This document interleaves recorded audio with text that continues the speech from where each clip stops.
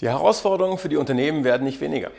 Dabei sind die deutschen Bauunternehmen überwiegend sehr gut durch die Corona-Pandemie gekommen. Und zwar unabhängig davon, ob wir von den Produzenten, von Baustoffen oder Material sprechen oder den Herstellern von Baumaschinen oder den eigentlichen Bauunternehmen. Der dann folgenden Verknappung der Materialien wurde meist früh mit der Aufstockung der Lagerbestände begegnet.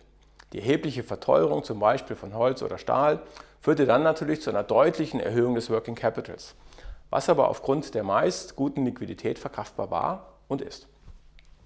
Die aktuelle Preissteigerung bei den Energieträgern treibt die Preisspirale natürlich weiter an, insbesondere in der energieintensiven Produktion von Grundstoffen wie Zement oder Stahl. Aber auch der Betrieb von Diesel- oder elektrogetriebenen Baumaschinen wird dadurch teurer und die Preise für CO2-Zertifikate werden weiter steigen. Dieser Trend wird also nicht nachlassen, auch wenn die Preise für Gas oder Öl irgendwann wieder sinken werden. In jedem Fall.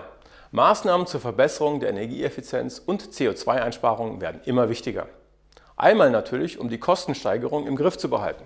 Zum anderen, weil natürlich auch die Endabnehmer, egal ob Unternehmen oder Privatkunden, die Nachhaltigkeit der Endprodukte hinterfragen.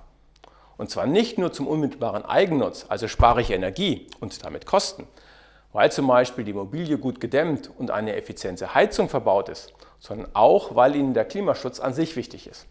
Gerade der Sektor Bau steht dabei in einer besonderen Verantwortung.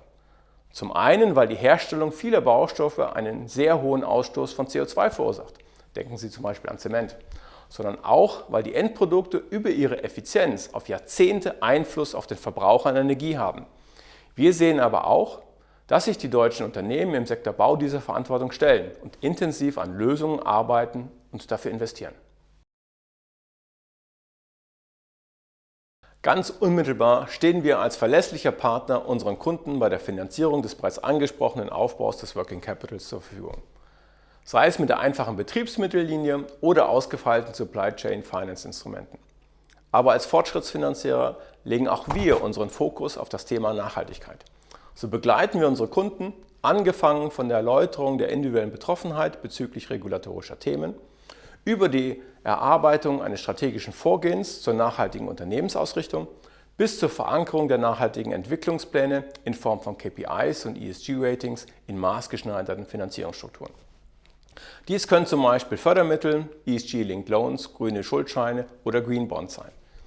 Wir sind also für unsere Kunden da, als Berater und als Fortschrittsfinanzierer.